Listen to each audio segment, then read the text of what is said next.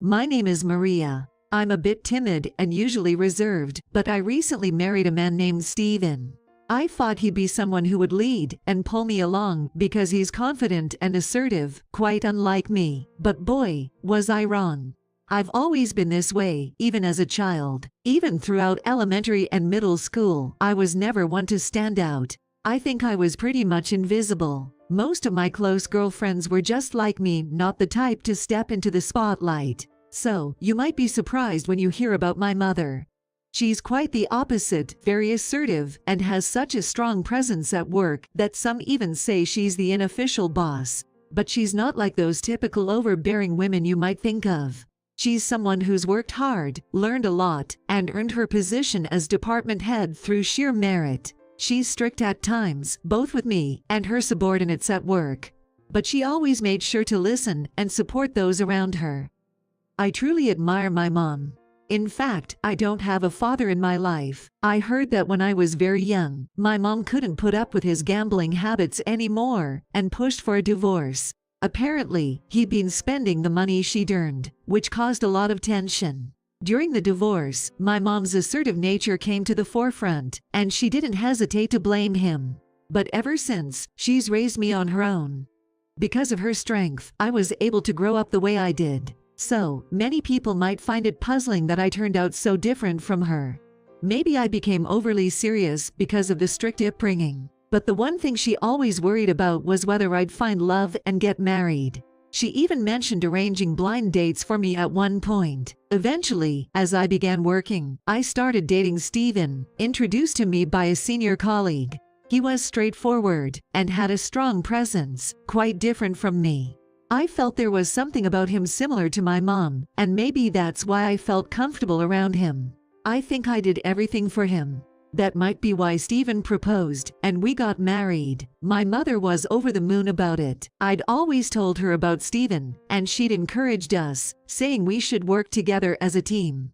Even after marriage, Steven took charge, deciding on various things like where we'd live, and what our home would look like. I thought whatever he wanted was best, so unless there was a significant issue, I usually agreed with him. Thanks to that, we settled into a rented house and started our new life. I was genuinely excited, but little did I know that things would soon take a turn in the opposite direction. After moving into our new home, things progressed quickly, and soon I found out I was pregnant.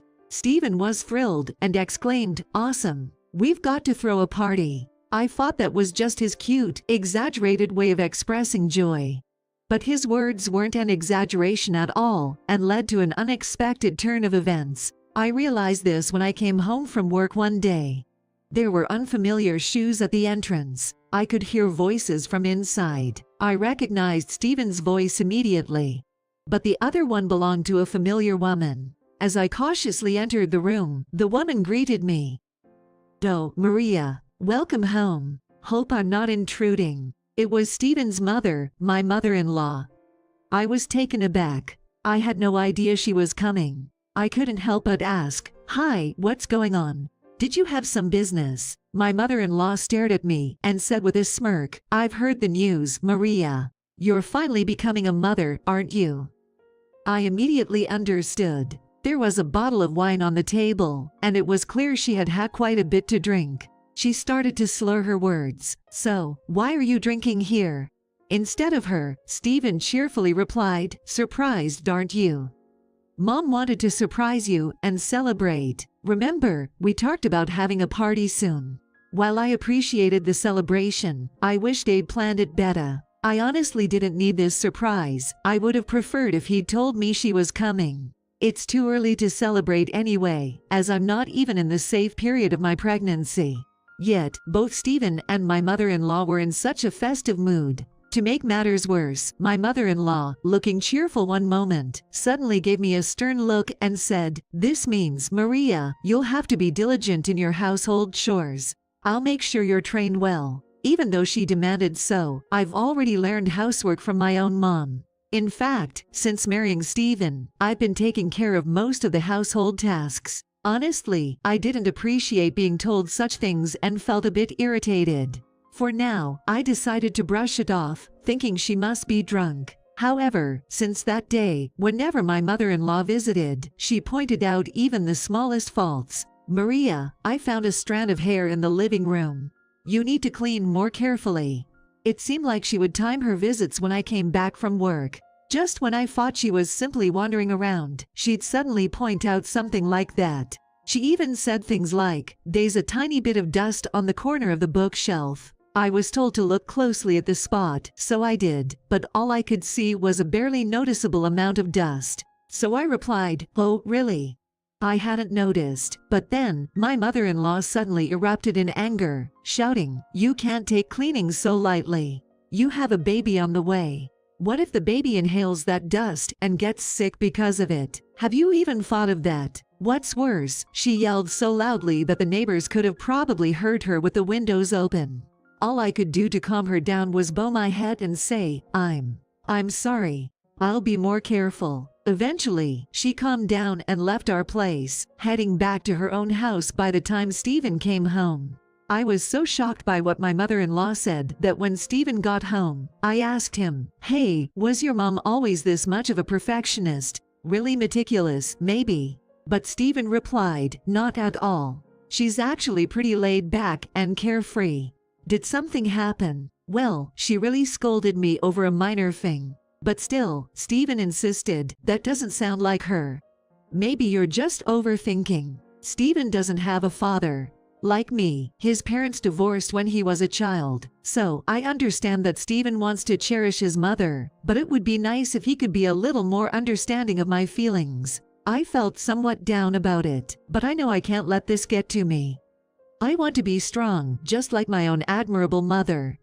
After all, I'm about to be a mother myself. I can't let these things bring me down, especially for the sake of my child. Yet, my mother-in-law's harsh criticisms didn't stop. Every time she came to our house, she would shout, "Look at the overgrown grass in the yard today.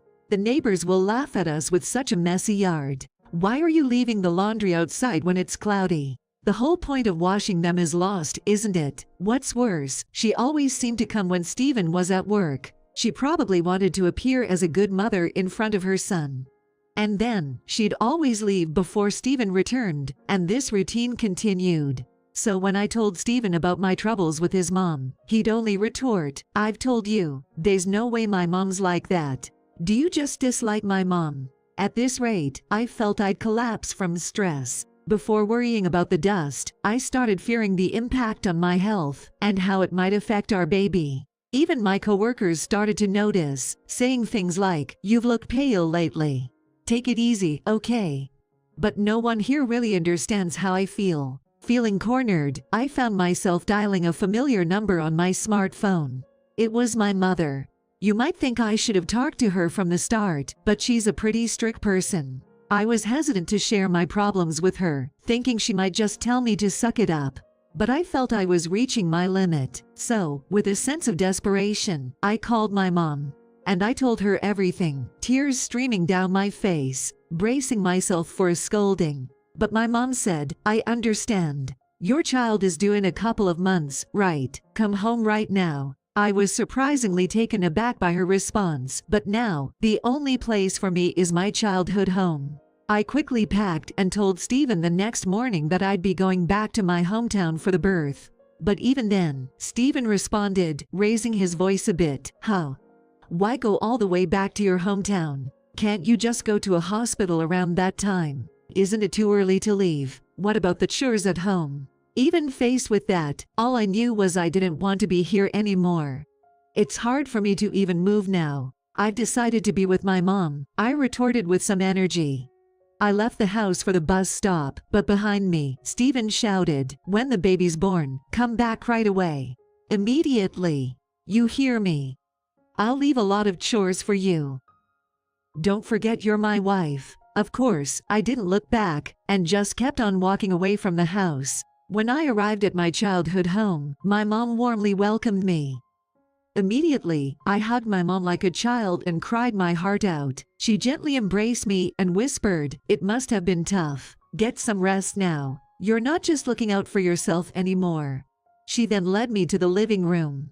I couldn't help but confess to her, "Mom, I'm sorry. I guess I'm weak after all. I'm causing trouble for you again. My mom replied, what are you saying? You're not weak. And what mother wouldn't help her daughter in distress? It's all right, but that son and his mother need some reflection. I won't stand for this. Finally, I felt like I had found a safe haven, and my tension melted away. A few months later, severe consequences awaited Stephen and his mother. 2 months after returning home, I safely gave birth. If I had stayed in that house, I'm not sure if I could have met my baby. My mom and I were overjoyed, and I continued to live with her. That was her wish as well. But about a week later, while my baby was asleep and I was talking with my mom, the anticipated call from Stephen came. I instinctively tensed up, but my mom said, I'll answer. Stay quiet, and took my phone. I could overhear Stephen's voice. Hey. How long are you going to stay at your parents'? Come back. The baby should be born by now, right? Show my mom her grandchild soon. She's been saying you're being too spoiled over there. Thinking it was me, Stephen was quite aggressive in his choice of words. Listening calmly, my mom whispered, so that's how it is. Then introduced herself. Are you Stephen? I'm Maria's mother. Stephen, sounding oblivious to his tone, replied, oh, I didn't know you were her mother. How's Maria? Put her on, please. That's when my mom dropped the bombshell. Well, I'd like to, but I can't. We're in the middle of a funeral for my daughter and grandchild. I was utterly shocked. I shouted in my mind, what? Clearly surprised, Stephen asked, what do you mean? A funeral for Maria and the baby. Is this true? But my mom continued, yes, she was constantly tormented by your mother. Maria was under tremendous stress. Despite her cries for help, you didn't seem to care. In fact, you seemed to blame her. Perhaps she just couldn't handle it anymore. And as a result, she took the baby she was about to bring into the world with her. And she even feigned a tearful voice. Of course, Stephen didn't immediately believe it, saying, and no, I don't think my mom did anything like that. Is this some kind of mistake? There's no way. It's not that he doesn't believe, it's that he probably doesn't want to believe. However, from here on, it seems to be true, and my mom continued speaking to Stephen. Actually, I visited your home the other day. But it seemed like nobody was home. As I was about to leave, some of the neighbors approached me. They asked, are you from this house? I was surprised, wondering if such a thing really happened, and continued to listen. When my mom was stopped by the neighbors, she honestly replied, I'm the real mother of the woman living here. Then the neighbors began, oh, is that so? How is your daughter? It seems she goes through a lot daily. Apparently, they often heard my mother-in-law's nagging voice from the house, and even saw Stephen yelling at me when I was returning to my parents' home. Even when windows were open, these incidents were frequent, so of course the neighbors heard. The neighbors became concerned and had discreetly recorded these incidents on their phones. And they seemed to be considering contacting social services, meaning there was evidence of my mother-in-law's abuse. My mom explained this to Stephen and finally said, what has been done is truly unforgivable. From what I gather, after hearing everything, Stephen was so shocked he couldn't even speak. No wonder I felt like the neighbors were giving me cold stares recently.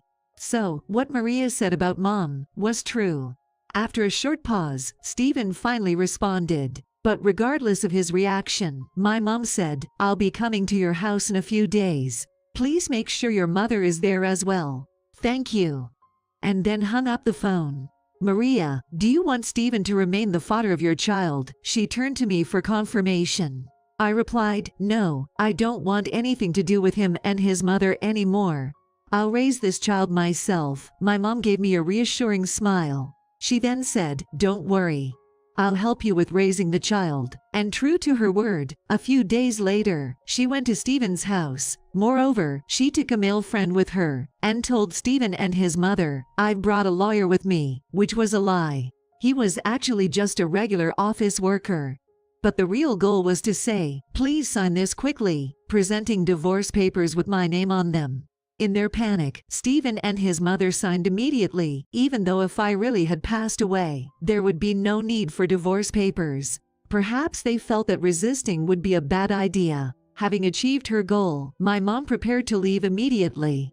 just so you know, we'll be preparing for the next steps. Be ready, she said cryptically. The lawyer, being an office worker, added in a lawyer-like manner, we have the evidence. This will be an easy case. Until the very end, Stephen and his mother kept bowing and repeating, we're truly sorry. Please, let's handle this peacefully. But my mother and her friend just smiled smugly, ignoring their pleas as they left. When she returned, I asked her, do you really plan to take action against Stephen and his mother? She chuckled and said, no, we won't do anything. After all, both you and the baby are alive, but they need to feel the same pain they caused you.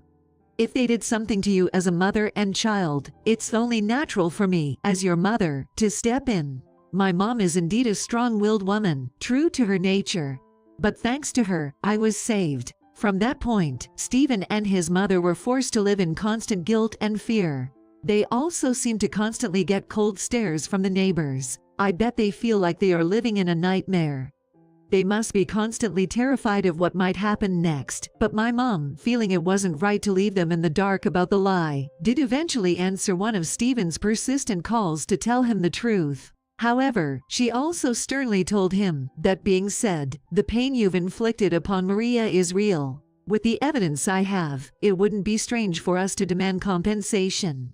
Remember that. On the other hand, I am leading a joyful life together with my mom and my child. Watching my child grow up healthy and strong has been one of the most fulfilling experiences of my life. Do you think the kid takes after me or you?